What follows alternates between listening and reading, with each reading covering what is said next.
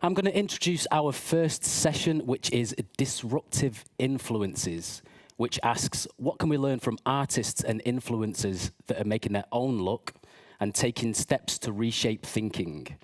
I'm delighted to introduce Nikesh Shukla.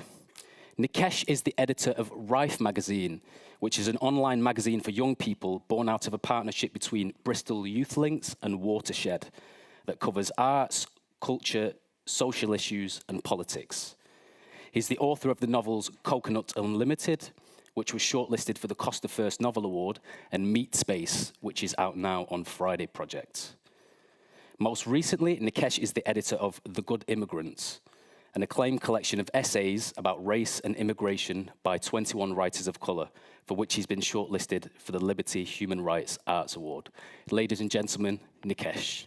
Junot Diaz once said, "You know, vampires have no reflections in a mirror. There's this idea that monsters don't have reflections in a mirror. If you want to make a human being into a monster, deny them at the cultural level any reflection of themselves. A lack of diversity, a lack of inclusion makes people feel like monsters. And of course, nowadays, I feel like it's much more pertinent that we talk about inclusion more than diversity. Diversity is, for me, about the celebration of the other. Inclusion is ensuring that the multitude of voices in the multicultural society that is today's Britain is represented. Because being diverse is easy. I'm diverse all of the time. Right now, I am being diverse. Which sort of makes diversity not my responsibility. Being inclusive is harder. Because our natural assumption is that we are inherently inclusive. I did a panel discussion on diversity recently in the swanky top floor atrium of one of the biggest publishers in the entire world, and the room we were in wasn't wheelchair accessible. Being inclusive is harder because it involves us recognizing that we don't know all the answers. Our particular experience isn't universal, and we have inherent privileges that coexist. And to the privileged, as the old saying goes, equality can feel like oppression. Whenever I've talked about the lack of diversity in publishing, people have been quick to point out that they themselves are not racist. And I find that really unhelpful and uninclusive to assume when I'm talking about a system or an institution that I'm talking about you specifically and your feelings and not the system you uphold. That's centering yourself. To get defensive isn't a helpful way to dismantle an institution. And while it is my responsibility to push for a more inclusive world of books, it's not my responsibility to manage white fragility along the way. I put together a collection of essays last year called The Good Immigrant. I did it because I was sick of sitting on diversity panels. I was sick of having to constantly earn my place at the table. I remember last year I did a set of writing tips for The Guardian, and one of the comments below the line from quite a prominent author at the time supposed that one of the reasons that I had been asked alongside the 4 other authors for their writing tips was because we were all Asian and therefore friends with the Asian journalist. And I decided I'm sick of having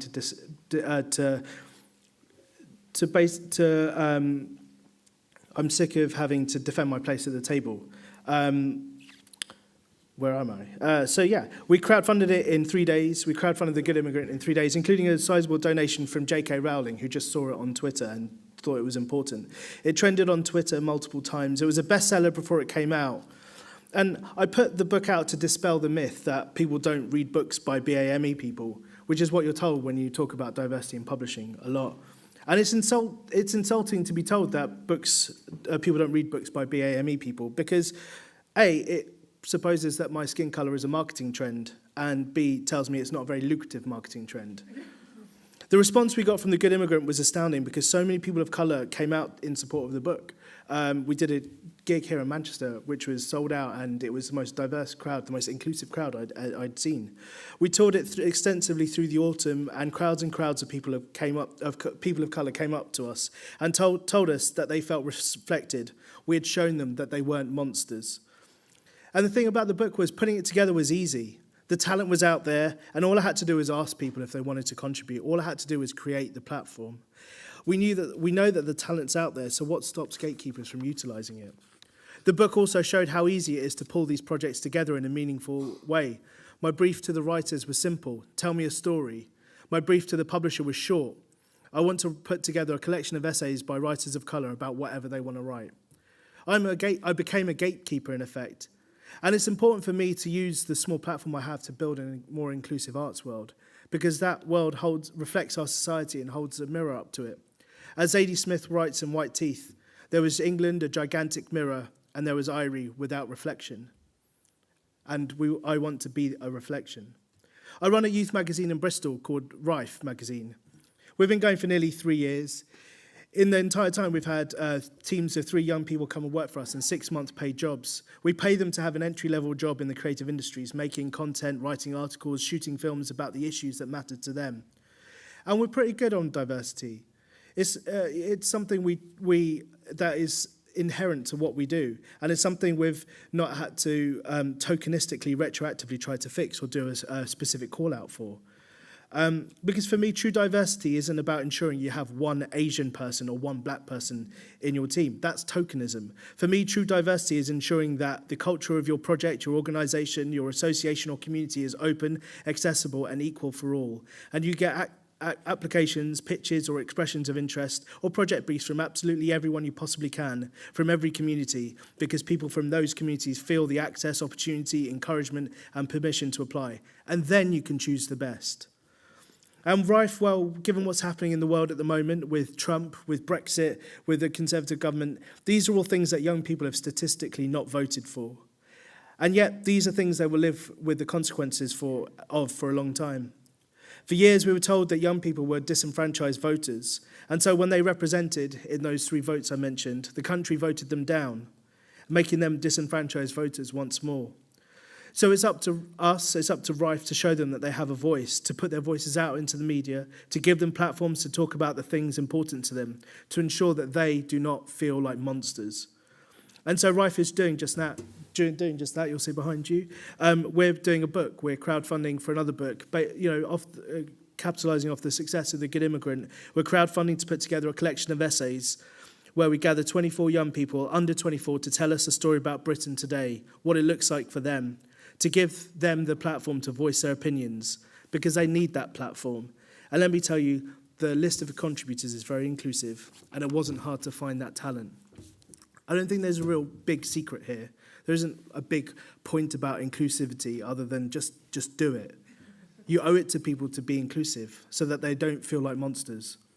So yeah, I'll end on a hard sell. Please support our book. The web address is there. Feel free to get your phones out and write down the address. www.unbound.com/books/Rife. The book is going to be amazing, and we know it's going to be amazing because there's something so powerful about giving people a platform to talk about the things that mean something to them. It makes them feel included. Thank you.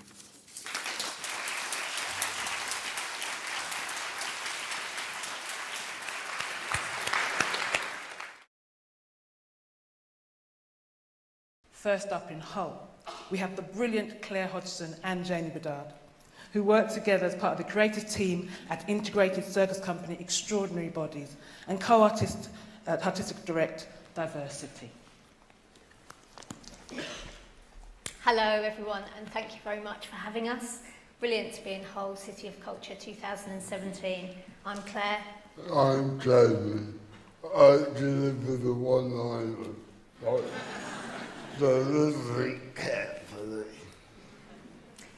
We created our company Diversity 10 years ago, and in 2013 we created the UK's only integrated circus company Extraordinary Bodies with Billy Orwen and in partnership with Cirque Bijou. Luck has underpinned our journey into the arts. And this is important because while it's great to be lucky, It's better to come from the front door rather than falling in the back door. Jamie and I have been friends for 27 years. Jamie's 50 and I'm 45. And the way we met was significant and life-changing for both of us. It was 1989. That's us in 1989. Exactly the same. So I remember in 1989 that I was on this project. I was in an orange leotard, dancing at the top of a very wobbly step ladder, and Jamie somehow had found his way accidentally onto the same project. And I suppose in 1989, little did we imagine that we would be here today, and that Jamie's journey would end up performing at the National Theatre. We were part of a large-scale participation show created by a major theatre company. And both of our lives were altered by that experience. We were in the arts. Me, a woman from a working class background, and Jamie, a disabled man.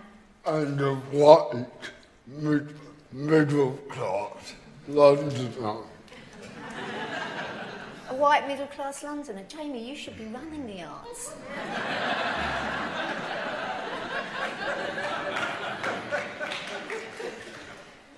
A lucky thing for both of us was that we both had parents who simply believed that we could do anything. I came across a few mavericks who gave me a chance. And of course, really, our main luck has been having each other and having a lasting friendship. And of course, what we really are is an unlikely alliance. And we're here because of positive investment in the arts. And we are here because of the huge social change in the 70s and 80s that meant that disabled people and women began to take their place at the table. But we are lucky. Only 28% of artistic directors are women, and only 4% of the NPO workforce is disabled people. Where are we right now? So where are we right now? Well, we are leaving the EU. Islamophobic attacks have increased by 326%. 30% of our children are living in poverty. That's 9 in each classroom. And the recent UN report into the UK government maltreatment of disabled people found evidence of grave and systematic violations of people's rights. People have bought the lie that the diversity of our society through ethnicity and disability robs us of abundance. And people believe the myth of scarcity, that there is not enough to go round. We only need to tell another story. Making the arts fully representative and listening to all sections of society right now is central to resistance. If less than 4% of our workforce is disabled, but disabled people make up 20% of the population, then human rights are affected. If we don't want to be called to task, then we cannot take public money. It's important to remember that no organisation is hitting every diversity target. We're all in this together. It's not about shame, it's about collectively making change. None of us have it sorted on every level. Diverse organisations like ours may be making strides for one particular identity, such as disability, but there'll be a lot to do on other fronts, perhaps ethnicity. People are many things at once: their ethnicity, their age, their class, their sexuality, their gender, their disability. Intersectionality is key. The diversity project is no longer a game. There's a bigger enemy at all. What action do we take as a community? Firstly, as remarks, unlike the alliances. The partnering of very different organisations, bringing diverse organisations into equal partnerships with large mainstream ones, ensuring a clear exchange of knowledge and expertise. Only through these alliances can we create the radical empathy that we need. People change their minds through meeting people, not through policy. By being friends with Jamie, I've always included disabled people in any project. It's about finding people who can deeply mentor you about their identity and their community. Reverse mentoring. People with privilege, whether that's through our class, our whiteness, our heterosexuality, finding people from another identity to mentor us about their experience. This can happen through unlikely alliances. You can be Anna outside your immediate circle. If you have power of any sort, you must speak up for other identities that are not your own. Fear of saying the wrong thing or wrongly representing people must be replaced by action. Civil rights movements have been achieved through the support of allies. Women did not get the vote until men voted for it. Support and speak up for groups that you're not part of. We need to burn the matter and start rebuild it. For creative industries, we have very, very conservative workplaces. Banks have a more diverse employee makeup than ourselves. We've got to move from mentoring people from minorities to assimilate into the system as it exists and change the system itself. The structure doesn't contain people because they never had a hand in making it. We need flexible working in leadership positions, tasks not time-based contracts, joint leadership, boards that are fully representative now and not some time in the future, and a sharing of power so there is a multitude of perspectives. As a woman with a young child and an older mum who both require my care, I can't be in a building 6 days a week between 10 and 6 p.m. But I tell you, I can be an artistic director and I can make work nationally and internationally. That's not a problem, but I need to be in control of my own time. If I run my own company, I can create the flexible working practices I need, but these should be commonplace across the whole industry. Other industries fight to keep their talent through maternity, paternity, acquired disability and caring responsibilities, and they don't rely on outdated ideas around presenteeism. Quotas. Quotas. So feared, but only scary if you stand to lose power. For every person saying that we're about talent, not identity, there are others who know they're only going to get an opportunity this way. Quotas for creative teams, boards and our workforces. And I'm talking about bringing in your own quotas. We've got to move towards matching the population in terms of age, gender, ethnicity, class and disability. Quotas focus the mind. They're simple baselines. Why do European governments have them for boards? It's because they move things on really fast. And the outcome is, of course, that companies that have gender parity are more economically successful. And actions you could take. Actions we could all take. We've got to give good data. I said at the beginning that 28% of artistic directors are female. The truth is we don't actually know, because in the last data collection by ACE, 28% of artistic directors were female, 40% were male, and 31% of people preferred not to say. Now, many people, that's completely fine to exist outside the gender binary, but 31%. My daughter and your daughters are relying on us to remove the barriers to women becoming 50% of the artistic workforce. And for that, we have to have good data. What are we going to do, Claire? Well, we're going to do this year, Jamie. Extraordinary Bodies is going to talk to 10 communities across the UK about the question, what am I worth? We're going to talk to people about human value, who's being valued in this time and who is losing value, and what that means for all of us. We're going to change who gets to be a circus performer in the UK by working with the National Centre for Circus Arts and Circa Media. Our Vibrant Youth Company is going to have a premiere, and Jamie and me are going to make 2 new shows about being middle-aged. And Jamie, in fact, is also going to play the Messiah quite soon, so it might help with all of that.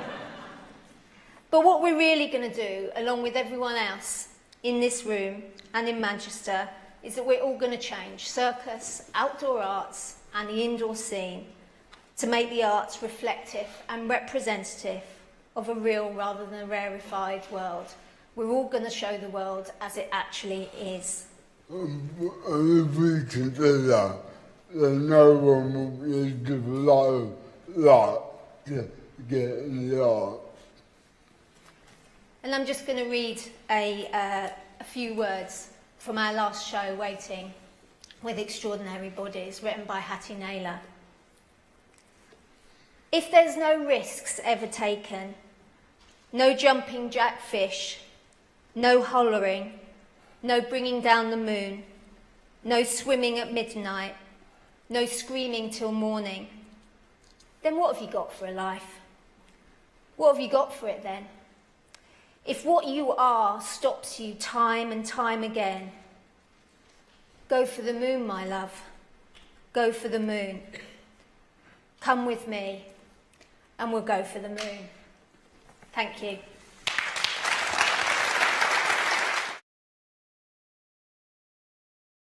I'm now delighted to introduce Jessica Turtle, co-founder of the UK's first Museum of Homelessness, which is being developed with and by people from all walks of life, and in particular, those who have been homeless. Ladies and gentlemen, Jessica Turtle. Thank you for having me today at No Boundaries. Museums are ultimately about stories, so I'm going to start with a story which will hopefully show you why we've been inspired to set up the Museum of Homelessness in the way that we have. Freddie was a young man who came down from Hartlepool in the northeast to London in the 1950s. Like lots of people before him and since, he'd come down to find his fortune, but he didn't. He ended up in and out of casual work, in and out of trouble with the law, and ultimately he ended up sleeping rough on the embankment. Now, Freddie tells us that it was really kind of isolated and lonely. It was a hard life, and down there, sleeping by the river at night, the wind would cut like a knife. And with people who are experiencing homelessness, we often hear how much of a failure they're made to feel. Homelessness and failure are so often put together. Now, one day, Freddie was in the dock of Bow Magistrates Court again, and he caught the attention of a probation officer called Anton. Now, Anton had been wondering for some time why all these young people, no fixed abode they were called then, were coming through his courts, and he asked Freddie what was going on. And Freddie said, "You step over us, mate, every night on your way home from work. Come with me and I'll show you." And he took Anton down to the embankment, and he took him around the West End, and he showed him this life that people were leading, sleeping on the streets, sleeping on park benches, sometimes tying themselves to the branches of trees to avoid the police. It was a crisis, and not unlike the one that we're seeing erupting again today for people. Now, Anton and Freddie became unlikely great friends, and they decided that something had to be done about this. They campaigned and they raised awareness nationally about what people were going through. And then Anton, inspired by what Freddie had shared with him, he made a new way of working with homeless people, one which didn't exist at the time, and he called it a community. Now, in the community, there was warmth, there was human connection, and people were accepted just as they are. The community is transformative for people, and it still exists today. And it runs outreach services to people who are still on the streets, and that's really important, because what people can find in the community is that out of the deepest, darkest place can come hope, love, and the ability to use your experience to make a difference. So this way of working in the 60s, it inspired many hundreds of people across the UK, and communities like the original one in London were set up in Glasgow, in Leeds, in Liverpool, in Bradford, and this one in Cardiff, in Wales, set up by Freddie himself and named after Anton. Now, I know how we can learn from the most difficult and challenging aspects of our society and make something better, because Freddie is my dad. And, sorry. Thank you.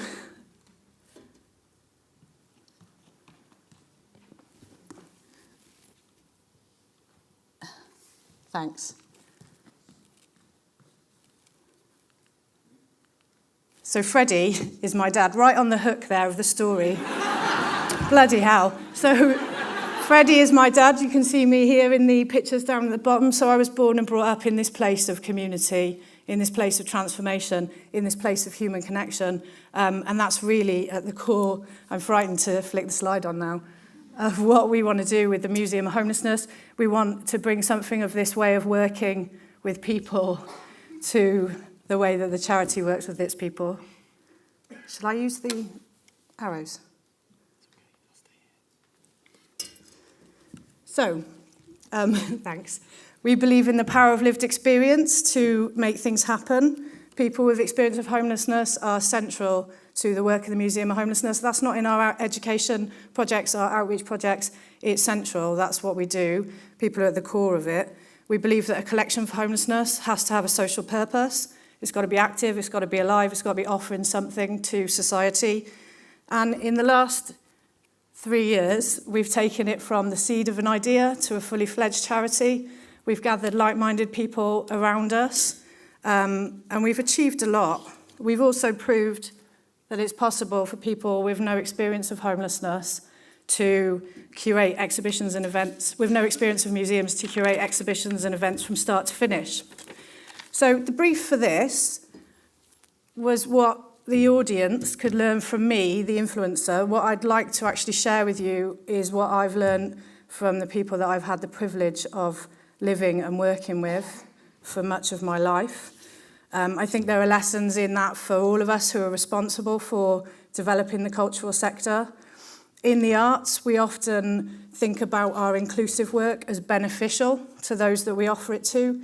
We want to invite people into our organisations to improve their lives, to offer them the gift of creativity, to improve their well-being, or maybe to make them more employable. I think, however well-intentioned, actually, there's a real arrogance in that, and that's something that we need to think about. We need to work differently. It's not surprising that diversity strategies have consistently failed if that's the kind of predominant mindset, whether conscious or unconscious. So my provocation today is that we don't often enough think about what we can learn from those that we seek to help or include, just like Anton learnt from Freddie. So I've got 2 things that I've learnt from the people we work with to share with you. First of all, as I touched on earlier, we need to embrace failure. Failure is key to transformation, it's part of the learning journey, but it's really hard to get right.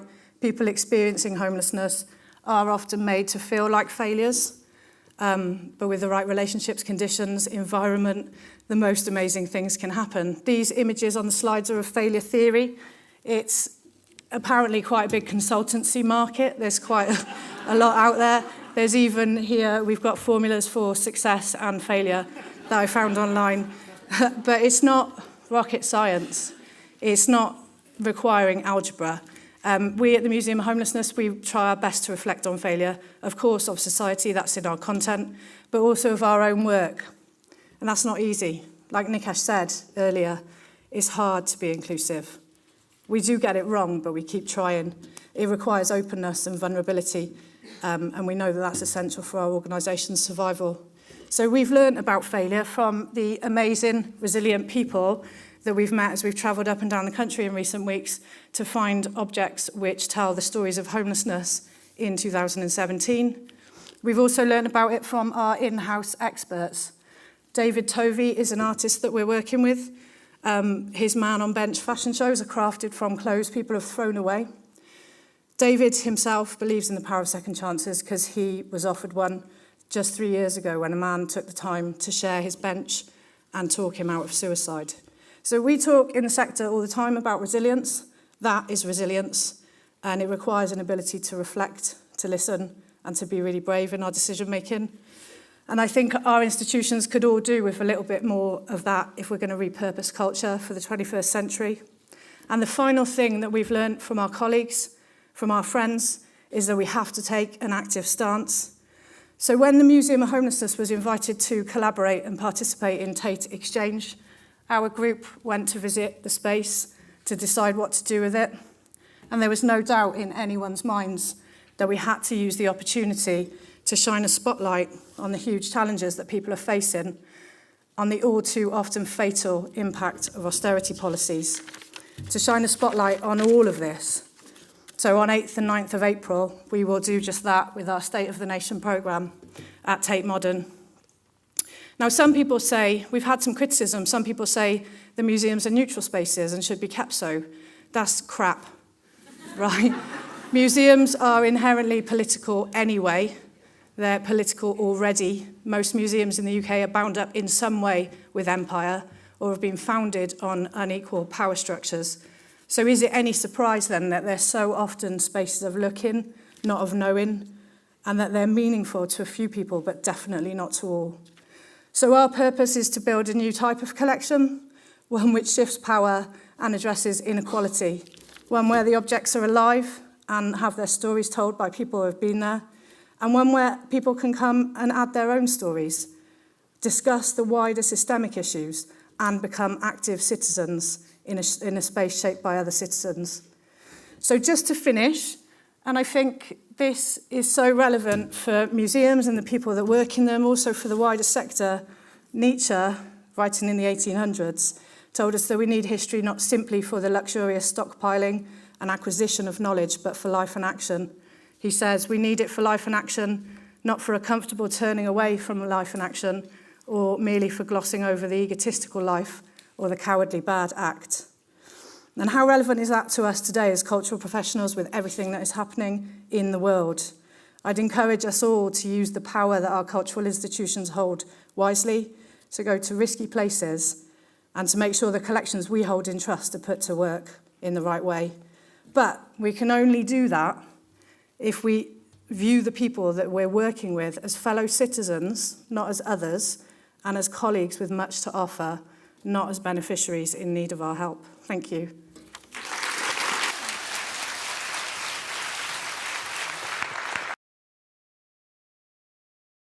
It's a pleasure to introduce Áine O'Brien and Almir Koldzic, co-founders and co-directors of Counterpoint Arts.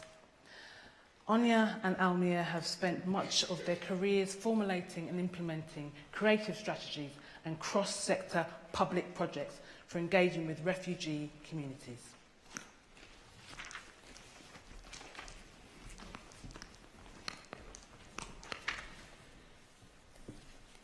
Thank you. Thank you, everyone. It's great to be in Hull. Greetings to Manchester, everyone online.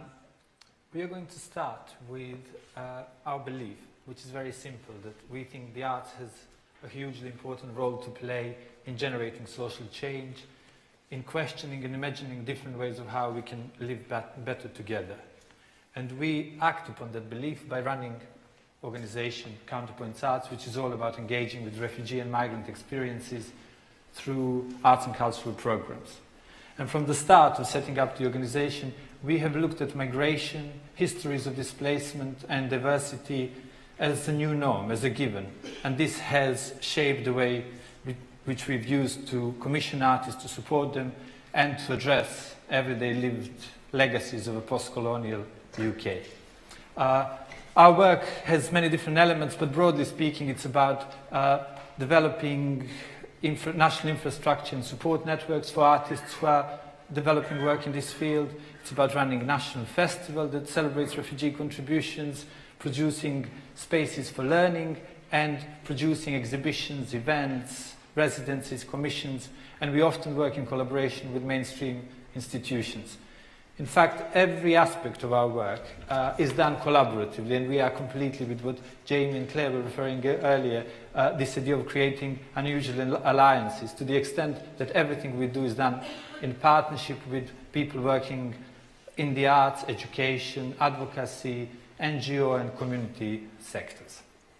But the truth is, and this is what we'd like to challenge today, is we haven't made our own luck. We've thrived through the support of others, working in solidarity with other organisations, as Almir is saying, across a whole range of different sectors, many of whom are not necessarily working in the arts, many of whom maybe don't share fully our value system, but we are very challenged by working with and alongside them. And I think it's really this, as Claire was saying earlier, it's the richness of this collective struggle to improve things in arts, as in everything, that things actually begin to change. We want to give you a few examples of work that we're commissioning at the minute, which we're going to take on tour. to different localities. And these commissions were actually launched at Tate Exchange, and we used the opportunity of going into this flagship institution to kind of bring together a very sort of rich layering of collaborations between artists, activists, academics, architects, designers, and audiences to begin to ask that question, who are we? It's a very timely question, it's a loaded question, and it's not easily answered. But the programme invited us all to explore what it means to live between and across borders, and in time of global movement, connection, disconnection, what does it mean to say who are we, and actually who gets to decide?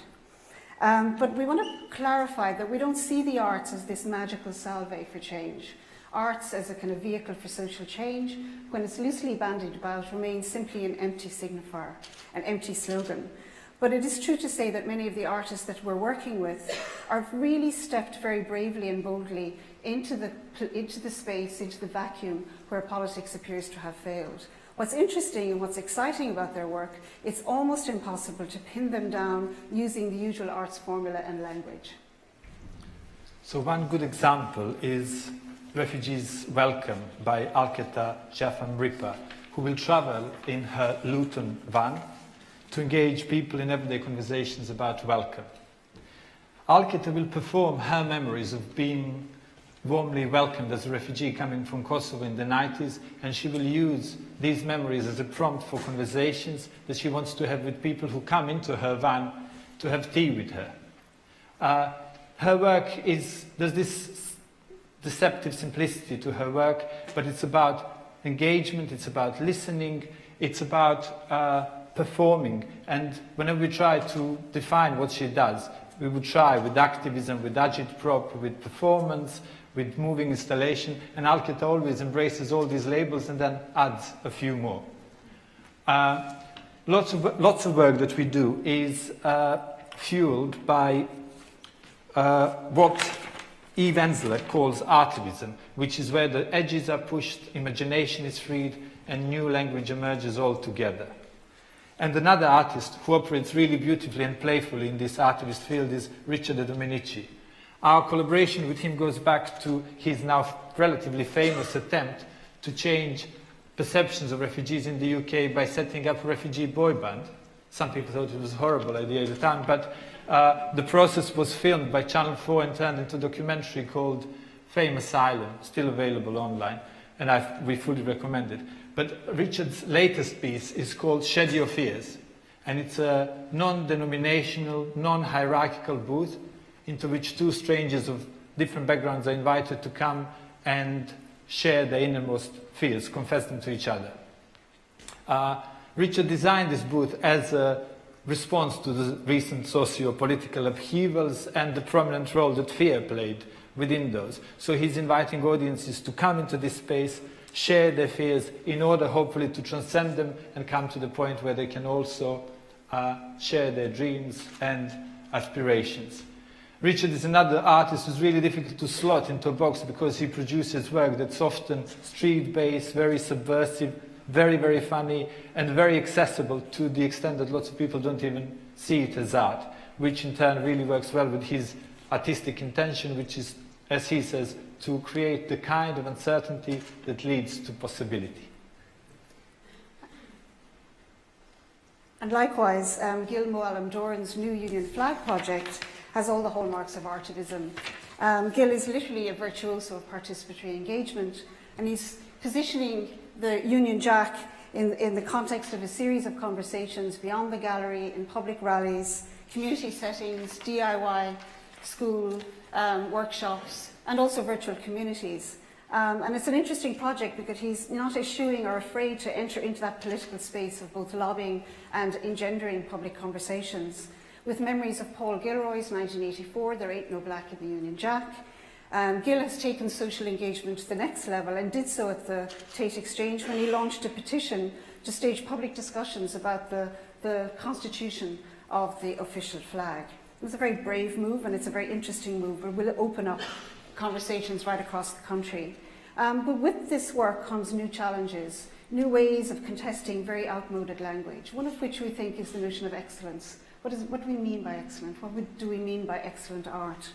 And we think that there's a way to embrace the current political situation, to think and to do and to talk about the arts very differently. We think we need to reframe our understanding of excellent art so it becomes more reflective of some of the methodologies that many of these artists are pushing forward, but also much more reflective of the diverse communities in which we're living in, many of whom are made up of migrants. Also linked to this is this notion of quality. What do we mean by quality? What do we mean by quality when we use it as a metric? For Counterpoints Arts, the quality of a piece of work can be measured in numerous ways, but specifically it can be measured through the collaborative process between an artist and participant, and very pressingly through the depth of public engagement, including the lived effect and legacy of this work in places and in neighbourhoods and localities. Another term that we would like to reframe is activism. What does it mean? We often talk at Counterpoints Arts that we are really committed to producing work that's of great quality and relevance, and also often unashamedly activist in its intention. But for us, this idea of activism could signify a whole range of different things, and it could be about producing work that's about connecting communities, generating compassion, understanding, support for NGOs, or addressing blind spots within mainstream arts institutions, or in the ways how we address our past and present. And we want to sort of introduce this notion of the cooperative commission to reimagine the architecture of the commissioning process so that different local stakeholders can play a vital and equal part in the development of public engagement and in a piece of work. And also let's push the notion of boundaries and borders. And it's particularly this moment that I think we're all living through that makes this a very urgent question. To rethink the very ownership of commissions. The reality is we are increasingly collaborating with partners across the UK and Europe despite Brexit. The cross-border federalist pan-European approach really needs to be sustained, secured, and we need to kind of underpin this way of working as we move forward, regardless of what's happening politically across the UK. So just last few final thoughts.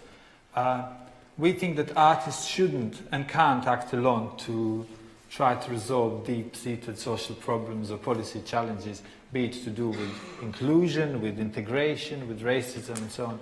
But what we think art can do is provide a non-threatening framework where people are invited to come and learn more about others, participate in shared activities, and hopefully, as the result of that process, deepen their sympathy or find new ways of connecting to what might seem different or distant from them. And we think that the artists who we work with, many of whom are very well versed in negotiating multiple cultural perspectives, would have a significant contribution to make in helping us imagine that more inclusive future that Nikesh was referring to. But we also are very committed and keen to see that these voices do become part of our institutional thinking, but in a way that it doesn't become about one-off ventures or diversity box sticking. And as much like previous presenters have said, this work cannot be separated to the corridors of power. Let's really make change by opening the doors, by bringing these voices, these methodologies, these ways of working, this level of risk-taking, right across institutional work through artistic programming to senior governance levels and boards, and not just at service level delivery and simply outreach. That has to change, and has to change very quickly. We want to conclude with a political thinker and creative thinker as well, as somebody whose voice I think is very missing from the current debate, and that's the late Stuart Hall. When he talks about the political conjuncture, the kind of times we are living through, and I think reminding ourselves of what he said back then could maybe allow us to move forward a little into the kind of immediate present. In Hall's words, what are the circumstances in which we find ourselves? How did they arise? What forces are sustaining them? And what forces are available to change them? And we think the arts can play an incredibly pivotal role in working within the cracks and the crevices of this political conjuncture more than ever before. And what we want to end with is an example of Gil Moalem Doran doing his work in this political juncture, taking risks and engaging with a reimagining of the Union Jack in the context of the new Union flag. So thank you. Thank you.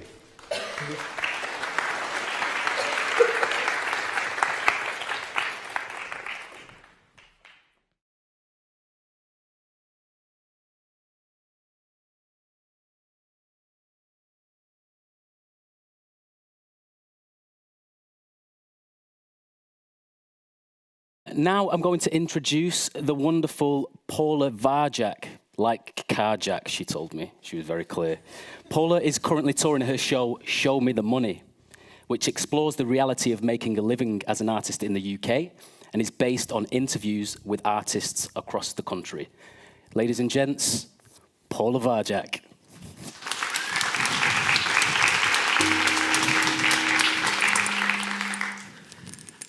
I want to start off with a question that I asked my friend Dan's dad, Les. Comparing the art world to the world of driving a cab. If someone got in your car and said, payment is anticipated, rather than just, here's the money for the fare, what would you say to them? You might have some sound. Let's try it again. What would you say to them, Les? What do you mean by anticipated? I'd say, no, actually, it's regulated by the meter. You have to pay what's on the meter. Okay, Les, but what if someone got in the back of your black cab and said, it would be really great for your exposure as a cab driver. You should do it for the experience. I've been doing it 18 years. Show me something I've not seen. Think of all the art you have ever seen. How were and are those artists actually making a living? Did you know that even Iggy Pop can't afford to live off his royalties? He had to diversify, so now he's giving talks. An iconic singer, Iggy fucking Pop. I mean, if Iggy can't live off his art, the rest of us, especially emerging artists, we're probably fucked.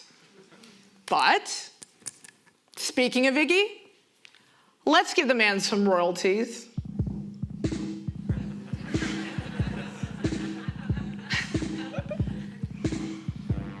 Full disclosure, I have an extremely privileged position. I don't pay rent. I own my flat. I don't have kids. I don't have student debt. I have a safety net with my parents. My master's gave me language for grant applications, and I used to be a producer so I can manage myself like a business. But now, 7 years on, barely making a living, I am still emerging. At 30, I gave a decent wage. I felt brave. Now approaching 40, I just feel crazy.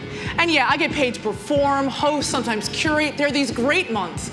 And then there's the bad months, most months, painfully late invoices, all these places that I freelance for, as one by one, all the work dries up and then goes quiet. Retail assistant rejections. Would a bar still hire me? Can I ever have a family? And whatever you do, please don't mention Edinburgh. Because since August, there's been late payments and credit card debt. I'm selling all my clothes on eBay and my bicycle's next. I've been an artist full-time for 7 years, which means I'm now basically unemployable. And when it comes to arts organizations, I compete against hundreds for entry-level positions against kids nearly half my age. And rarely I make it to the interview stage just to get a friendly email from a manager says, oh, we really connected, it's just I couldn't see you in the role.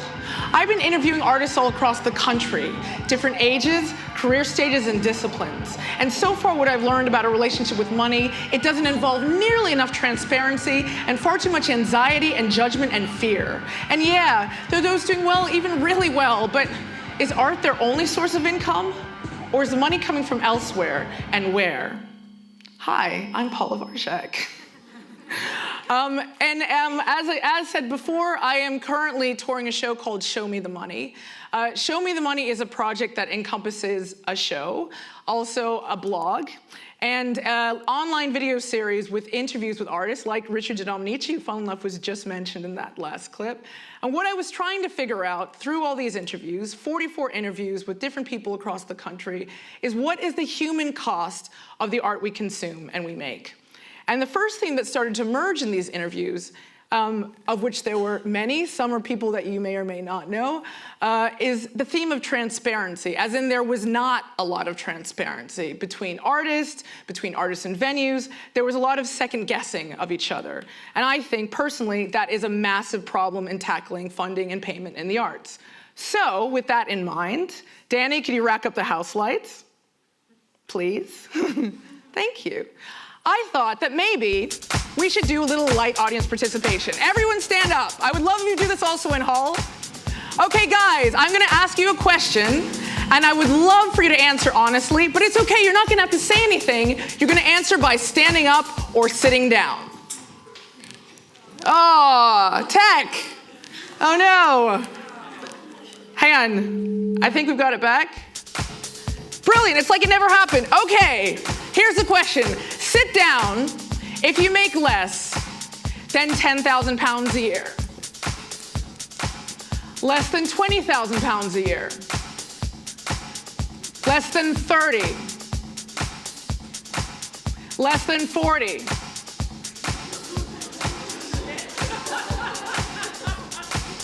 Less than 50. Less than 60. Less than 70. This is not about judging, guys. Behave. Less than 80. Less than 90. Less than 100K. Thank you, interesting. Okay, guys, what just happened is we have now all experienced pay transparency and no one died. Give yourselves a round of applause. And I know who should maybe get a few rounds when the conference is over. I'm joking, I think. But the point is, I appreciate that might have been a little uncomfortable for some people, but I personally think if we're going to tackle funding and payment in the arts, it is useful to have this information out in the open. And for those of you who are scared of being judged, I would argue that you can't be judged for something that you openly claim. But I also appreciate that precarity is not something only faced by artists in the industry. And I'm not saying for a minute that the precariousness that we live with is the same as the precariousness of being a freelancer, because if everything goes well, we do get paid at the end of every month. So I don't want to make out that the same. But I think there is a level of precariousness with arts organisations that isn't perceived and isn't seen. And it's because you can't allow it to. You have to maintain confidence in your organisation, because nobody wants to work in, be part of, come to, buy a ticket for a venue that they think is on the edge. You're not going to hand your money over to a venue that might be closed in 3 months' time. Artists aren't going to want to accept bookings from venues that might not be able to pay them. So you've got to maintain that confidence. So the precariousness of arts organisations is very rarely exposed. That's Annabelle Turpin, who runs ARC in Stockton-on-Tees, and I completely appreciate that, but I still feel that not enough people on the funding and programming side of the industry have an understanding of just how difficult it is for most creatives to actually survive. And maybe part of the problem is the idea of being a struggling artist is literally a joke. Oh, what kind of thing do you do? Anger.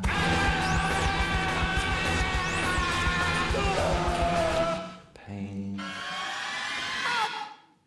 And then there's this other idea that the reason it's so hard for artists to live is because they're somehow detached from reality.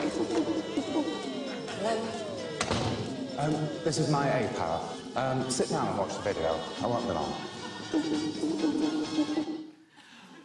But the reality of it is that trying to make a living from your practice is something that is a question of identity for most artists. And one of the other things that emerged when I made all these interviews is for many artists, trying to make a living and not being able to make a living from their work was a major issue of shame. If I was to go to a party on Sunday and someone asked me what did I do, I would say I was a performer, I was an actor. That's because I am in a show this week. If someone asked me in 2 months' time and I hadn't been in the show since this week, I would probably say I work at a cafe. I think there's a weird slur in the arts of like, oh, you mean you have another job, like you're not a full-time artist, like as if like you're not good enough to do it. To not be living from it all the time makes me feel like I'm maybe not as successful as other artists. It must just be the feeling that like you're not real unless you're earning money from being an artist. There are a lot of singers who have a really hard time making money. Why do you think they have a hard time making money? Maybe they don't get the lyrics right. Artists rarely get paid the actual like hours that it takes to make a piece of work. So the meetings that you have to have with venues, the discussions that you have to have, the making it in your workshop, the doing, hiring a space to try out some ideas, the scratching, the endless bloody scratching, it's all unpaid. It's all unpaid activity. It's kind of like we've accepted the fact that this kind of commerce doesn't work. And so, of course we have to have other fucking jobs. But we can't tell other people we've got other jobs, because then that means we're less of an artist, or like we're not good enough to be able to survive. And because it gets so difficult juggling all these jobs, finally some of us come to this realization. There comes a point where your ideas get bigger, and you've done this, and you want to make something bigger. And really, there's a limit. I mean, I've exhausted everyone's goodwill, and like the amount of time I can ask for free long ago. And there comes a point where you go, right, if I'm going to do this seriously, I need to apply for funding. So then the question is, oh yeah, this is me after 1 week of working on a G4A. I literally start to pixelate. This is true. But in all seriousness, I mean, maybe is that the answer? Is it that not that artists should be getting paid more money from organizations that are already strapped, but that we as artists should be better at applying for funding? That may be the case, but the problem with that is it doesn't allow for the fact that for many people, the Arts Council as a concept is totally inaccessible. No, I mean like really inaccessible. No, I mean like otherworldly. And you laugh, but then the other thing that's so surreal in this country is it's both artists and artists and venues who are going to the same place for money. And what that leaves me think is it means that all of us are much, much more vulnerable to future cuts. Just half a cup if you don't mind. So what's the answer? And I have to say, this is mostly pitched towards the theater industry and performing arts because my practice is primarily as a theater maker. What can venues do to better support artists? Okay, no, that's not fair. I'm trying to make a point that there's actually lots of things venues can do sharing their existing resources, because I know when you go to venues and say artists need more money, they start to give you a long list of all the reasons they can't do that. Fine, I get that. So here is what else you can do just off the top of my head. Keep applications really simple, like one side of A4. Also consider video applications. Some people aren't so good at writing about what the proposal is. Another important point about this is that you have to understand that funders and venues get paid to read and process applications. Artists put a lot of time into applying for things. They do not get paid for that time. 2, support artists in applying for public funding. Create surgeries, create group sessions where artists can learn how to help each other apply for money. Create co-working for artists in art spaces. This is a really great one. You as people who work in buildings, who have desks, who have tea and coffee, do not think about the fact that artists pay money they don't have for desk space or pay money they don't have to buy coffees and teas in cafes to use as workspaces. Consider somehow sharing that resource with artists who work in your spaces. Work with artists to create targeted marketing. Now, this is something I'm starting to learn about. There's this thing that happens when you tour, where the artist prints a lot of beautiful flyers and sends it to a venue that sit in a beautiful stack where they always sit in the venue. And then the venue, also well-meaning, prints this beautiful brochure that sits in another stack on the other side of the venue. I think we all can do a lot better. 5, introduce artist discounts for tickets. Artists, again, will spend a lot of money they barely have to see even more work, to be inspired to make more work. So make it easier for them. They will see even more work. They will talk about the work that they see. Another point, students are not the only ones who are broke.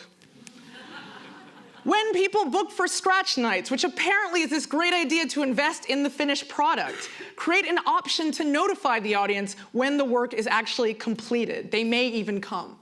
7, when people book to see an artist, create an option to see future work by an artist.